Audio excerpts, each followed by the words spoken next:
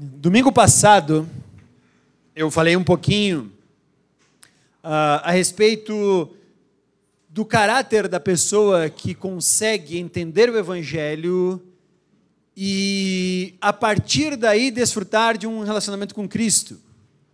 E o que eu exaltei na semana passada foi que a humildade deve ser a marca maior do cristão, a marca maior do cristianismo. É um Deus que se fez carne, um Deus que, feito carne, vem e, em vez de nascer em um palácio rico, nasce em uma manjedoura. Os primeiros convidados para o seu nascimento não foram nenhum nobre, mas pastores que estavam dormindo com os seus rebanhos no relento. Então, o cristianismo todo, ele só pode ser entendido de uma forma humilde e simples. Eu falei semana passada que o mundo que nós estamos vivendo, que nos dá sempre a ideia de que somos cada vez melhores, né? Tudo é prime, tudo é bom, tudo é acima, tudo é gourmet, tudo, né? Ele às vezes nos prejudica a forma pela qual nós vamos ganhar o Evangelho e a forma pela qual nós vamos viver o Evangelho. Isso é mais dramático ainda. Então, hoje, eu quero começar pelo primeiro dos pilares que eu me propus a conversarmos a respeito da fé.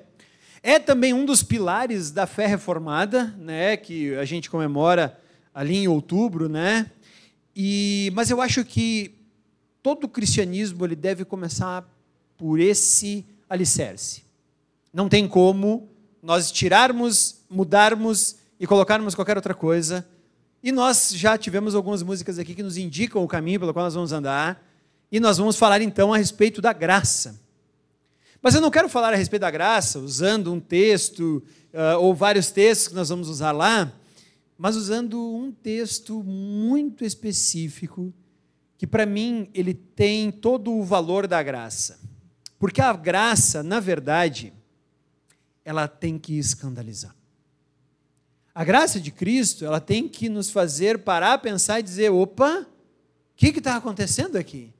É maior do que eu esperava, é muito mais profundo do que eu imaginava. E é isso que a graça tem para fazer.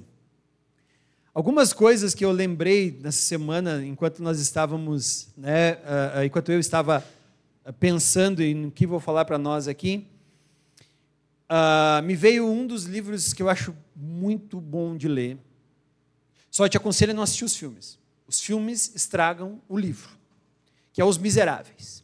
Primeiro porque fizeram um filme que é quando canta no musical. Não, velho. Musical é coisa da Broadway, velho. Filme com musical, pelo amor. O último que eu tentei assistir foi o Mamma Mia. E olha que eu gosto de ABBA e não dá, velho. O cara tá ali, de repente, tu diz, não, pronto. Né? Me desconecta. Se você gosta de musical, assista e depois me diga. Mas primeiro eu quero te convidar a ler. Porque o livro ele tem várias cenas impactantes. Entre elas, a que mais me impacta nessa história é a história de um rapaz que ele estava preso e ele acaba encontrando abrigo na casa de um padre, um sacristão, um padre. E ele, então, é recebido. Ninguém queria receber uma pessoa como aquela. E ele é recebido. Ele é alimentado. Ele recebe um lugar quentinho para dormir, ele começa a ter um pouquinho de dignidade, até que um dia ele volta à sua antiga natureza, e ele resolve levantar no meio da madrugada e limpar tudo que tinha de ouro dentro da casa e na capela desse sacristão, e ele então, durante o seu empreendimento, ele é surpreendido pela presença desse padre que o acolheu. E naquele momento, ele dá uma porrada na cabeça e deixa ele desacordado e sai correndo. Entra uma irmã, ela vê o padre ferido, coloca ele numa cadeira e começa a tratar com água os seus ferimentos e tudo mais. Quando, de repente, batidas na porta. Os dois se olham, tipo assim, ué, o que houve? É a polícia. Tudo bem. Abre a porta e tem 2 policiais escoltando exatamente o cidadão e todo o material do roubo, o saco de tudo que ele havia roubado. E daí ele entra, o padre ainda está, né, com a cabeça sangrando, todo surpreendido, e os policiais dizem: a gente só veio aqui fazer uma averiguação. Nós pegamos esse cara aqui com todo esse material aqui, e ele disse que o senhor deu para ele. É verdade? Naquele momento, o padre olha para ele e diz: filho, tu esqueceu de levar. E o padre começa a tirar castiçais e tudo mais e colocar no saco. Olha para ele e diz: pode ir embora. E fala para os policiais: sim, eu dei tudo para ele. É fantástico, menos se estiver em um musical. Fora isso, é fantástico. Isso é a graça. A graça, ela tem que escandalizar. Ela tem que ter essa noção que talvez você ficou: não, mas peraí, só um minutinho. 2 policiais, agora o padre disse: prendam-no, deram-lhe uma camaçada de pau e jogaram ele numa prisão. E não foi isso que aconteceu. Foi exatamente o contrário. A graça, ela nos escandaliza. E Jesus resolveu contar uma história para escandalizar as pessoas que estavam ouvindo, e está lá no Evangelho de Mateus, capítulo 20. Pode abrir lá. No início já do capítulo 20.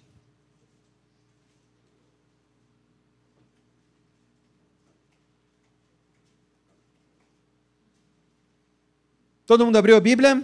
Então, eu vou ler aqui, você acompanha na sua versão, ou se for a mesma, tudo bem. E o texto diz assim, Jesus falando: pois o reino dos céus é como um proprietário que saiu de manhã cedo para contratar trabalhadores para a sua vinha. Ele combinou pagar-lhes 1 denário pelo dia e mandou para a sua vinha. Por volta das 9 da manhã, ele saiu e viu outros que estavam desocupados na praça. E lhes disse: vão também trabalhar na vinha, e eu pagarei a vocês o que for justo. E eles foram. Saindo outra vez por volta do meio-dia e das 3 horas da tarde, fez a mesma coisa. Saindo por volta das 5 horas da tarde, encontrou ainda outros que estavam desocupados e lhes perguntou: por que vocês estiveram aqui desocupados o dia todo? Porque ninguém nos contratou, responderam eles. Eu lhes disse: vão vocês também trabalhar na vinha. Ao cair da tarde, o dono da vinha disse ao seu administrador: chame os trabalhadores e pague-lhes o salário, começando com os últimos contratados e terminando com os primeiros.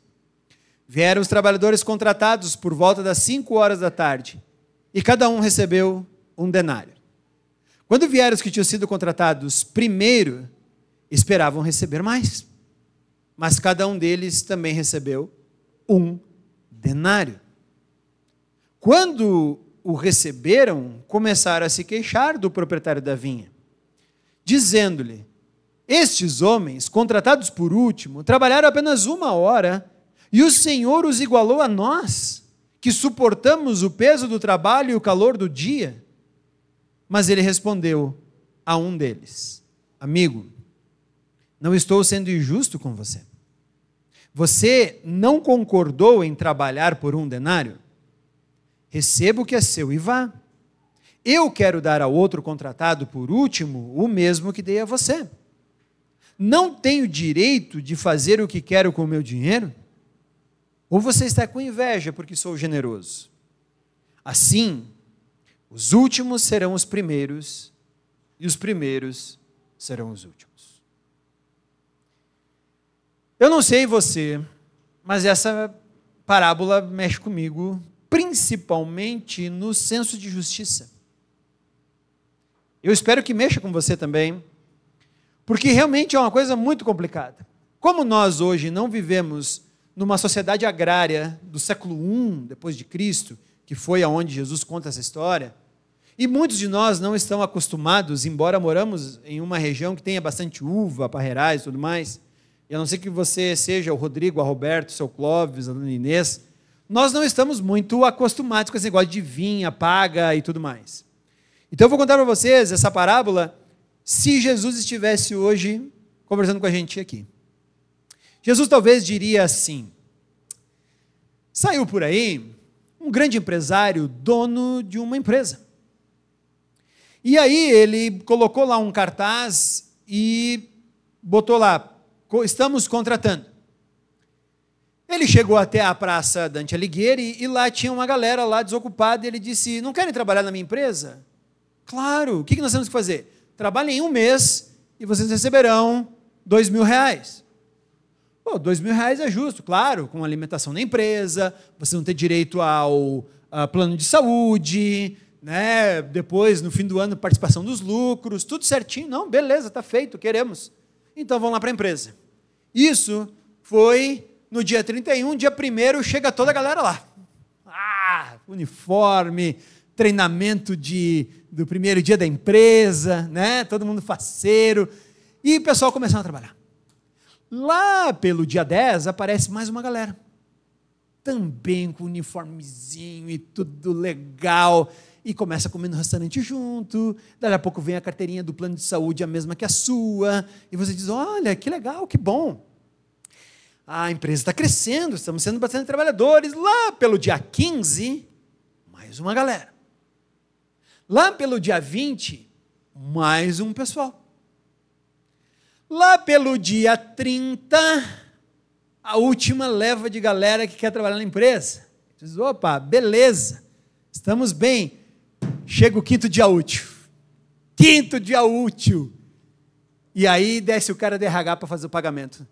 Eu achava muito legal, na Mecasul era assim. Na Mecasul descia o cara do RH com uma caixinha, os olerites, e aí a gente fazia uma filinha onde os mecânicos pediam as peças lá na boca, a gente chamava, e aí recebia o contra-cheque. E aí todo mundo de olho: quanto tu ganhou? Quanto tu ganhou? Não sei porquê. O pessoal tem mania de querer saber quanto tu ganha. Eu nunca vi isso. E o pior, eu não sei por que a gente não mostra. Eu mostrava, não tinha problema nenhum. O pessoal esconde. Eu ganhei aqui, não vou te mostrar. E não sei o quê. E aí ficava aquele negócio: eu acho que o fulano ganhou aumento, hein? Não está mostrando nada para ninguém. Cara, é só para criar intriga. E eu sou a favor de botar um telão lá e dizer: o Pedro Gavazzoni ganhou tanto durante o mês, vem receber teu olerite aqui. E lá os valores, tudo ali. Para que ficar escondendo? Mas tudo bem, nós temos uma mania muito engraçada. O problema é que o cara do RH vem e começa a chamar a galera que foi contratada no dia 30. E o que a galera do dia 30 recebe?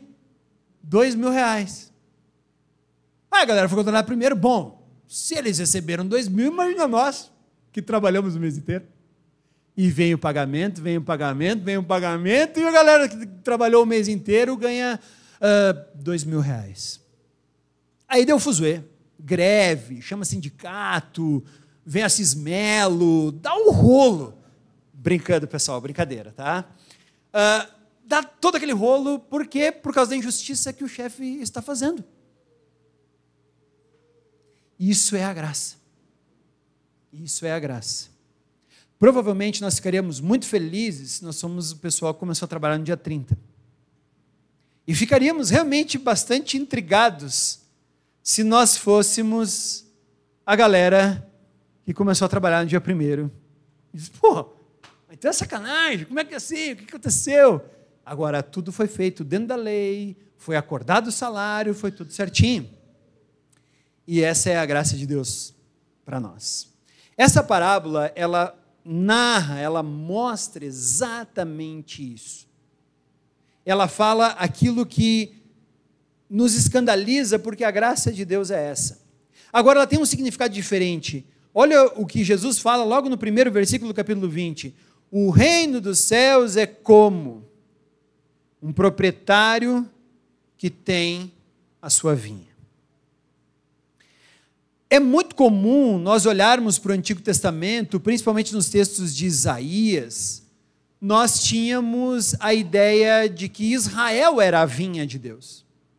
Mas nesse momento agora, Jesus desconecta a vinha de Israel. Nós temos João 15, eu sou a videira, vocês são os ramos, né? Mas agora a vinha não é o povo de Deus. A vinha é o próprio reino. E é legal porque quando se escreve o reino dos céus, na verdade era só para o judeu não ter que escrever o nome de Deus ali. Porque na verdade, e não escandalizava o judeu que lia Deus ali. Então o reino de Deus é como esse proprietário que sai em busca da vinha. Segunda coisa interessante é que o salário que ele determina, naquela época se pagava por dia. Ah, é legal, não é legal? Existia uma lei desde o livro de Deuteronômio que dizia que todo judeu que trabalhasse ganharia seu salário diariamente. Diariamente. Então, olha só, todos os dias eram felizes, não só o quinto dia útil. Né? No final do dia, tu está cansado, morto, nesse calorão ainda mais que está fazendo aí, saía com teu dinheirinho. Chegava em casa, falava para a esposa, ó, está aqui o salário, vai no mercado, compra as coisas, enfim. Porque esse é o salário justo de um dia de trabalho dentro do sistema de governo do Império Romano. Tá? O pessoal, a galera do sindicato se reuniu e resolveu que um denário, por isso o nome dessa moeda, um denário, é um diário, né? Era o que recebia a pessoa por um dia de trabalho. Que começava das 6 da manhã até as 6 da tarde. Você viu ali, a hora zero, o judeu começava o dia, a hora zero do judeu era 6 da manhã. Depois, às 3 horas, é às 9 da manhã. E assim vai sucessivamente. Então, a galera foi chamada na hora 15 para trabalhar até às 18. Né? Esse foi o grande problema que aconteceu ali. Essa ideia dos horários, se nós entendermos que o dono da vinha é o próprio Deus, e que a vinha é o reino dos céus, nos faz lembrar que nós temos um Deus que está a todo momento chamando pessoas para fazer parte do seu reino. Não existe só aqueles que foram chamados no início. Senhor Jesus, eu queria fazer parte do teu reino. Não estava aqui às 6 da manhã, como todo mundo, atrasou, botou 10 minutos a mais no despertador, você quebrou, não vai entrar no reino. Não. O céu é um lugar no qual Deus está chamando pessoas para entrar a qualquer momento. A qualquer momento. Lembra você que quando Jesus morre na cruz, tinha o, entre aspas, bom ladrão, se é que a gente pode usar esse termo, bom ladrão, que estava na cruz ao lado de Jesus, e Jesus estaria com ele no paraíso. Agora pensa Moisés. Moisés foi tirado do seio da sua mãe, foi criado pela família nobre do Egito, dali teve que fugir e ficou 40 anos em Midian cuidando das ovelhas daquele que seria o seu sogro. Quando Deus o chama e diz, ó, vai lá tirar meu povo, deu aquela resistência que a gente conhece, já leu no Antigo Testamento, disse, tá, beleza, não tenho o que fazer, vou lá. Chega lá, o povo não aceita de primeira, demora para que o povo confie nele. 10 pragas, fala com o faraó, fala com os sacerdotes egípcios, aí tira o povo do Egito, o mar vermelho aberto, atravessa, recebe as tábuas no Sinai, desce, o povo está no bezerro de ouro lá, aí quebra as tábuas, volta a pegar outras tábuas, né? Isso é para ele aprender a não jogar no chão o negócio, volta lá a pegar mais 10 tábuas, 10 tábuas não, desculpa, mais 10 mandamentos, volta com os mandamentos, aí quando ele chega lá, o povo começa a marchar, e era para eles passar em Cádiz e não passaram, aí o povo diz, ó, tu vai andar com esse povo 40 anos no deserto, não deu 40 anos para morrer essa geração, aí até vir uma geração nova, e aí ele ensinando as leis do Senhor, os preceitos, nuvem durante o dia, coluna de fogo, monta tabernáculo, desmonta tabernáculo, enterra a gente que morreu, para julgar o que o pessoal reclamou, o povo querendo voltar para o Egito, 40 anos. Aí Moisés pensa o quê? Pô, eu vou receber um salarião no céu, né? E chega lá e ele recebe o mesmo salário de um cara que estava na cruz com Jesus por 3 horas. Aí ele diz, não, né? O que está acontecendo aqui? O reino de Deus, o reino dos céus é assim. O reino dos céus, ele é escandalizador. Porque muita gente que trabalhou com Deus por 120 anos, como Moisés, desde o seu nascimento até sua morte, 40 anos em Midian, 40 anos com o povo no deserto, 40 anos vivendo no Egito, foi cansativo, mas pelo menos vale a pena. E um maluco por 3 horas, só porque manda o outro lado da cruz lá, fica quieto, calar a boca, porque Jesus era o Filho de Deus, chega lá no céu e recebe os mesmos privilégios. Assim é a graça.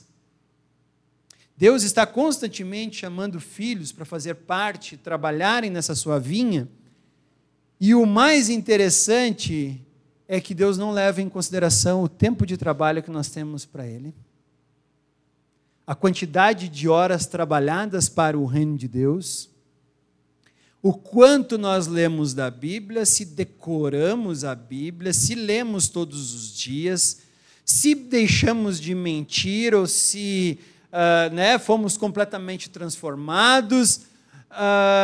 O reino de Deus não funciona assim, porque ele não é lugar para mérito próprio. Por isso que o versículo 15, ele nos pega, ele diz assim: não tenho o direito de fazer o que quero com o meu dinheiro.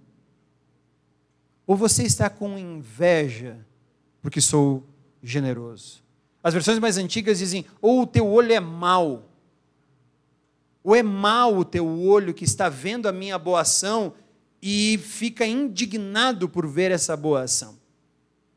Por isso, os últimos serão os primeiros e os primeiros serão os últimos. O reino de Deus é para escandalizar. A graça, ela é para escandalizar. Essa parábola, ela enfatiza que Deus não distribui as suas bênçãos com base no mérito humano. Eu não posso chegar lá no céu achando que eu vou receber mais do que a pessoa que hoje aceitou Jesus e está chegando lá. Porque não é mérito nosso. Se você abrir a carta aos Romanos, vai uns livros para frente aí, passa os Evangelhos, passa Atos, a gente chega em Romanos, capítulo 9. Versículos 15 e 16, dizia assim: pois ele diz a Moisés: terei misericórdia de quem eu quiser ter misericórdia, terei compaixão de quem eu quiser ter compaixão. Portanto, isso não depende do desejo e do esforço humano, mas da misericórdia de Deus. Deus é misericordioso. Deus é o dono da vinha. Tudo depende dele. E ele está nos chamando por um salário digno. Agora, o mais interessante é que, se nós olharmos para Deus, por que os trabalhadores que trabalham mais não poderiam receber mais de salário? Chuta aí. Por quê? Vai lá, chuta. Pode chutar, não tem problema. Porque receberam tudo. Deus não poupou nada, nem para os primeiros, nem para os últimos. Quando você faz parte do reino de Deus e você entra na vinha de Deus, que é o seu reino, Ele já te dá o seu filho como completa perdão completo pelo pecado. Ele já te dá o Espírito Santo para instrução da tua alma e guia do teu coração. Ele já te dá acesso ao céu completo. O que Deus vai te dar mais se Ele já esvaziou os bolsos, entre aspas, para todos? Não tem como receber mais de Deus. Uma vez eu até brincava, quando eu não entendia direito a graça, não, quando eu chegar no céu eu quero no mínimo um apartamento triplex de frente para Deus, assim, para eu abrir minha sacada, já estou... Ele vai dar isso aí para todo mundo. Ele vai dar isso aí para todo mundo. Não tem como Deus entregar mais, não tem como Deus deixar mais, porque quando nós entendemos o Evangelho, quando nós dependemos da graça de Cristo, quando nós entramos na videira de Deus, Ele já nos deu tudo. Por isso que João 3,16 diz: Deus amou o mundo de tal maneira que deu o seu Filho. Vai dar o que mais? Já nos entregou tudo. Então o dono da vinha deu de salário para todo mundo, que trabalhou 1 hora, que trabalhou o dia inteiro, tudo o que ele podia dar. E é aí que nós temos agora o grande problema do mérito humano e da religiosidade. E é aí o porquê eu acho que uma religião estraga a comunhão com Deus. Porque a religião, ela dá a falsa ideia de que se eu fizer alguma coisa a mais, os meus méritos são maiores diante de Deus. Então, assim, se eu acordar às 3 da manhã para orar, e orar 1 hora seguida, Deus vai olhar primeiro para mim, do que para aquele, entre aspas, bando de vagabundo que acorda às 7 da manhã. Eu estou desde as 3. Eu estou orando aqui desde as 3. Deus vai olhar melhor para aquele que leu a Bíblia inteira, muitas vezes, e vai ouvir primeiro do que aquele que, de vez em quando folheia, ou, tem que fazer o estudo do grupo Célula, o que eu vou abrir aqui? Salmo 79, ó Deus das nações, beleza, chega lá no dia do grupo, e foi tudo que ele leu da Bíblia naquela semana. Mas quando Deus chegar lá para mim e perguntar o que está escrito em Gênesis 8, eu sei, esse cara não vai saber. Não importa. Isso é religiosidade. Quantas vezes eu fui no culto?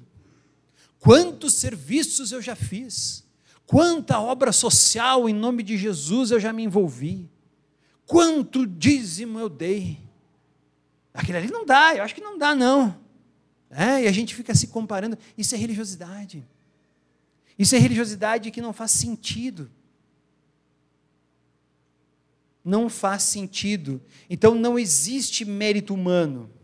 Os primeiros trabalhadores, eles representam aqueles que confiaram nas obras de Cristo depois.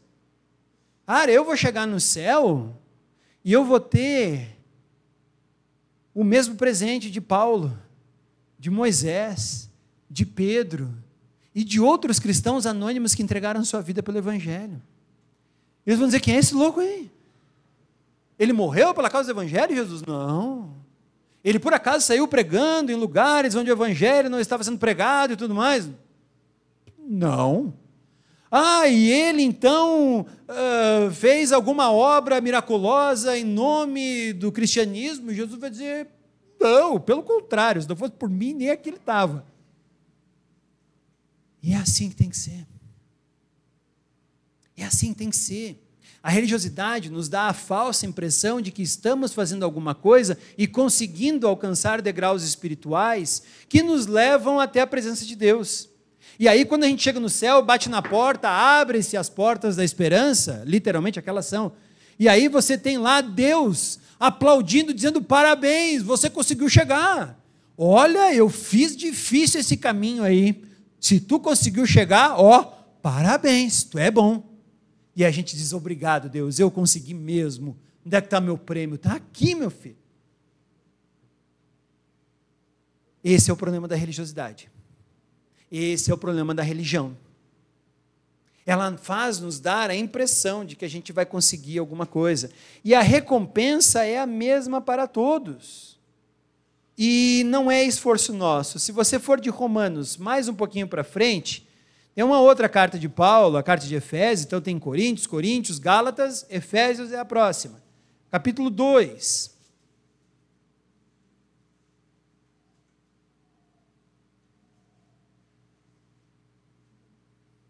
Versículos 8 e 9, que dizem assim, pois vocês são salvos pela graça, por meio da fé, e isso não vem de vocês, é dom de Deus, não por obras, para que ninguém se glorie.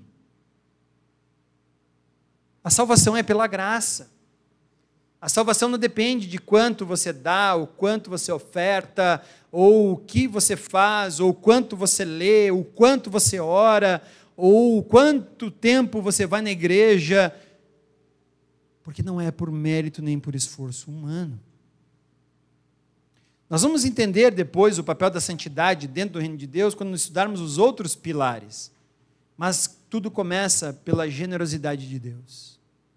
Deus é um Deus generoso e Ele é livre para demonstrar a sua bondade dessa forma, mesmo que para nós não pareça lógico. A graça de Deus, ela não é limitada. Agora vá para o Antigo Testamento. Você vai para o livro de Isaías, primeiro dos profetas, passa Salmos, Provérbios, Eclesiastes, Cantares, Isaías, capítulo 55.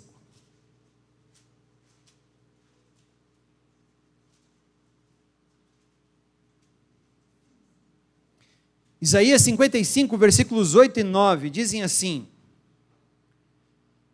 pois os meus pensamentos não são os pensamentos de vocês, nem os seus caminhos os meus caminhos, declara o Senhor. Assim como os céus são mais altos do que a terra, os meus caminhos são mais altos do que os seus caminhos, e os meus pensamentos mais altos do que os seus pensamentos. Se o caminho de Deus é muito mais elevado do que o nosso caminho, significa que por nosso próprio esforço não chegamos no caminho de Deus. E a gente inventa a religião, e a gente inventa a filosofia, e a gente inventa boas obras, e a gente inventa a teologia, e a gente inventa formas de chegarmos aos caminhos de Deus, e não tem como. Só se chega aos caminhos de Deus quando Ele nos pega e nos coloca no seu caminho. Então o reino de Deus, ele é uma inversão, por isso Jesus termina não só essa história, mas a história de Mateus capítulo 19, que é a história do homem rico, que pediu para Jesus como alcançar os céus. As duas terminam da mesma forma: pois os últimos serão os primeiros, e os primeiros são os últimos. O reino de Deus é invertido. Por isso que, da perspectiva cristã, eu comemorei o título do Grêmio no Campeonato Brasileiro ano passado. Foi o último, então tá, foi campeão, né? Não, não foi. Mas no reino de Deus, essa inversão é possível. Então a parábola dos trabalhadores na vinha, ela desafia a nossa visão de justiça. Por isso que, se eu estou acostumado dentro de uma sociedade que diz que eu mereço o melhor, que eu posso alcançar o melhor, e que tem coisas que me tornam melhor, que tem coisas que me destacam na sociedade, isso vai ficando cada vez mais difícil a um cristão. Porque o cristão tem que ser humilde, e nós vivemos em uma sociedade buscando as coisas melhores para nos destacarmos. E aí queremos as casas melhores, os carros melhores, as roupas melhores, o consumo dos alimentos melhores, e assim vai. E aí nós vamos nos desacostumando com a simplicidade que o reino de Deus exige. E Jesus veio para os humildes. Ele beneficia o humilde e ele se contrapõe ao arrogante. Então, na sua imensa graça, Deus iguala todos os salvos em Cristo. Por quê? Porque Ele já deu tudo. Não há mais nada de Deus que nós possamos tirar, uma vez que nós já fazemos parte do seu reino. Então, essa parábola nos lembra, de uma forma muito poderosa, que Deus nos chama não por merecimento, mas por sua inteira graça. Deus não está reservado àqueles que em secreto descobriram os meandres e os segredos, como tem gente por aí que diz assim: não, a Bíblia precisa ser lida, e daí a gente descobre os segredos, e quando a gente descobre o segredo, daí agora nós estamos... Deus chama todos aqueles que ouvem o seu chamado. Muitos de nós aqui estão acompanhando a leitura de Apocalipse, e a todo momento, Cristo, quando vai falar para as igrejas, cada uma das igrejas de Apocalipse, ele diz: quem tem ouvidos, ouça. O que significa quem tem ouvidos, ouça? Todo mundo tem ouvido, sim, mas nem todo mundo ouve. Quem tem ouvidos, ouça o que o Espírito diz às igrejas. O reino dos céus é para todos aqueles que ouvirem o chamado, que está sendo gritado por meio de uma cruz. E é isso que nós temos que entender de uma vez por todas. Se nós não começarmos o nosso pilar como cristianismo baseado na graça, nós vamos começar errado, achando que é religião e ao quanto nós nos movemos na direção dele que vai fazer ele estender o seu favor para nós. E não é assim. Então, sim, queridos, vai ter gente lá no céu que entrou bem depois de você, estudou bem menos a Bíblia do que você, orou talvez bem menos do que você, mas entendeu o chamado de Cristo. E isso Parece justiça para nós aqui no mundo, mas quando nós nos entregamos a esse Senhor da vinha, nós nos alegramos, porque cada vez mais trabalhadores chegam e desfrutam dos benefícios de desfrutarem da graça desse Senhor da vinha. Que nós sejamos uma igreja da graça, a igreja que entende a graça de Deus. E à medida que isso vai acontecendo, possamos ali fora estender graça a todos aqueles que encontrarmos. Porque esse mundo está precisando entender que ele é aceito. Está precisando entender que Deus o recebe por meio da sua graça. Vamos baixar nossa cabeça? Senhor Deus, nós nos entregamos a Ti porque entendemos que a graça é fator fundamental para que o Teu reino seja proclamado, evidente, crescente. E à medida que isso vai nos fazendo compreender, também vai nos dando a liberdade de entendermos que o reino é Teu, a graça é Tua. Tão pouco nós alcançamos o céu pelo mérito daquilo que fazemos. Então seria muito injusto, uma vez que estamos junto contigo, acharmos que os outros deveriam fazer o mesmo. Eu sei que a graça escandaliza. Eu sei que em um momento, quando falamos apenas da graça, ela parece tipo, tá, mas e aí? Mas todo alicerce começa quando por meio da graça todos nós chegamos. Como é triste ouvir pessoas dizendo, um dia eu até quero chegar perto de Deus, mas quando eu melhorar, e isso é impossível. Senhor, que Tu estejas conduzindo nossa comunidade, Teu reino, e tudo o que fazemos, por causa dessa graça. Que amanhã ao levantarmos e encontrarmos as pessoas no nosso local de trabalho, no nosso lugar de escola, as pessoas do ônibus ao nosso lado, que a gente possa olhar para elas como também alguém que merece a graça, como alguém que precisa ouvir da graça. E talvez aí nós sejamos movidos a falar de Ti, a levar Teu reino adiante. Sabemos que muitas não ouvirão, mas ainda assim é nosso papel manifestar para esse mundo tão desgraçado que há uma graça que os recebe, que os acolhe, que os ouve e os ama. E a partir disso, eles começam a fazer parte de um reino onde tudo o que podia ser dado nos é entregue desde o primeiro dia. É isso, Senhor, que nós entregamos em Tuas mãos. Nos torna uma comunidade de graça, acima de qualquer coisa. Amém.